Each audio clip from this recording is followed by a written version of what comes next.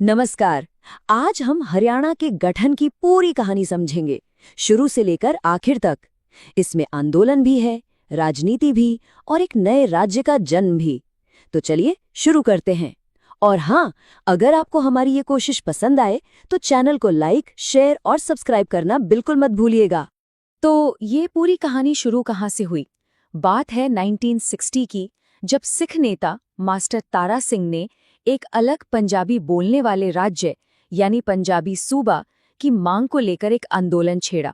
हालांकि इस आंदोलन का जो मुख्य चेहरा बने वो थे संत फतेह सिंह, जो इसके सबसे प्रमुख अनशनकारी भी थे। तो सवाल ये उठता है कि ये आंदोलन आखिर आगे कैसे बढ़ा, इसका तरीका क्या था? इसका मुख्य हथियार था उपवास और अनशन। इसी के जरिए सरकार पर दबाव बनाने की एक बहुत गंभीर कोशिश की गई। आइए देखते हैं कि ये दौर कैसे आगे बढ़ा। तो हुआ ये कि 1960 में संत फतेह सिंह ने एक बहुत बड़ा कदम उठाया। उन्होंने अपना पहला आमरण अनशन शुरू कर दिया। ये उस वक्त की राजनीति में एक बड़ा मोड़ था। और फिर तत्कालीन प्रधानमंत्री पंडित जवाहरलाल नेहरू के आश्वासन के बाद 1961 में उन्होंने अपना अनशन खत्म कर दिया। लेकिन देखिए, बात यहीं खत्म नहीं हुई थी। मांग अभी भी अधूरी थी। अगस्त 1965 आते आते संत फतेह सिंह ने फिर से अनशन का रास्ता चुना और इस बार तो उन्होंने आत्मदाह तक का ऐलान कर दिया। माहौल बहुत तनावपूर्ण हो गया। पर तभी भारत पाकिस्तान युद्ध शुरू होने की वजह से देश हित में उन्हें अपना अनशन बीच में ही रोकना पड़ा। तो ये कहना बिल्कुल गलत नहीं होगा कि पंजाबी सूबा आंदोलन की जो धुरी थे वो संत फतेह सिंह ही थे। उनकी लगन और दृढ़ता ने ही इस आंदोलन को जिंदा रखा। अब देखिए, एक तरफ तो ये आंदोलन चल ही रहा था, पर इसके साथ साथ पंजाब के जो हिंदी बोलने वाले इलाके थे उन्हें अलग करने की मांग भी जोर पकड़ रही थी। और जब आखिरकार बंटवारे का खाका तैयार हुआ तो हरियाणा के हिस्से में पंजाब का 35.18% एरिया आया। वैसे आर्य समाज और हिंदू महासभा जैसे संगठनों ने भाषा के आधार पर इस बंटवारे का विरोध भी किया था।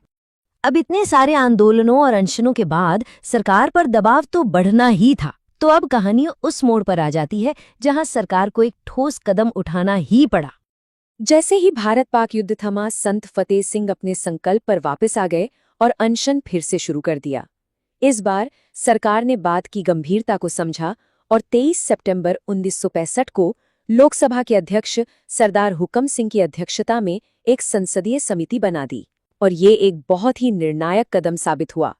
तो चलिए एक बार फटाफट से इन जरूरी तारीखों को फिर से देख लेते हैं। 1960 में पहला अनशन, 1961 में उसकी समाप्ति और फिर 1965 में हुकुम सिंह समिति का वो ऐतिहासिक गठन। ये 3 तारीखें इस पूरी कहानी की नींव हैं। और अगर आपको अब तक की ये जानकारी अच्छी लग रही है तो एक छोटा सा ब्रेक लेकर हमारे चैनल को लाइक और सब्सक्राइब जरूर कर दें। हुकम सिंह समिति के बनने के साथ ही पंजाब के पुनर्गठन की प्रक्रिया ने एक ऑफिशियल रूप ले लिया। मतलब एक नए राज्य के बनने का रास्ता अब साफ होने लगा था। और समिति का फैसला आया और वो बिल्कुल साफ था। उन्होंने अपनी सिफारिशों में भाषा के आधार पर पंजाब के पुनर्गठन की मांग को मान लिया और बस यहीं से हरियाणा के बनने का रास्ता खुल गया। एक बार जब ये तय हो गया कि नया राज्य बनेगा तो सबसे बड़ा और मुश्किल सवाल ये था कि उसकी सीमाएं क्या होंगी, बॉर्डर कहाँ तक होगा। इसी के लिए एक स्पेशल सीमा आयोग बनाया गया और इसी काम के लिए 23 अप्रैल 1966 को भारत सरकार ने पंजाब पुनर्गठन सीमा आयोग की स्थापना की। इस आयोग का सीधा साधा काम था पंजाब और नए बनने वाले राज्य हरियाणा के बीच की सीमाओं को तय करना। तो इस बहुत जरूरी आयोग में 3 लोग थे। इसकी अध्यक्षता कर रहे थे जस्टिस J.C. शाह और उनके साथ थे श्री S. दत्त और श्री M.M. फिलिप। इसी वजह से लोग इसे शाह आयोग के नाम से ज्यादा जानते हैं। और इस आयोग ने ना बहुत तेजी से काम किया। सोचिए, बनने के बस 1 महीने के अंदर ही 31 मई 1966 को उन्होंने अपनी पूरी रिपोर्ट सरकार को सौंप दी। आज जो हरियाणा का नक्शा हम देखते हैं उसकी नींव इसी रिपोर्ट ने रखी थी। अच्छा, यहाँ पर एक और दिलचस्प बात जानना जरूरी है। हरियाणा बनने से पहले इस इलाके का एक बड़ा हिस्सा 1948 से 1956 तक पेप्सू यानी Patiala and east Punjab states union नाम के एक अलग राज्य का हिस्सा हुआ करता था, जिसे बाद में पंजाब में मिला दिया गया था। तो ये थी हरियाणा के गठन की पूरी कहानी। इस जानकारी को देखने के लिए आपका बहुत बहुत धन्यवाद। लेकिन जाते जाते एक सवाल आपके लिए छोड़ जाते हैं, जो आज भी उतना ही अहम है।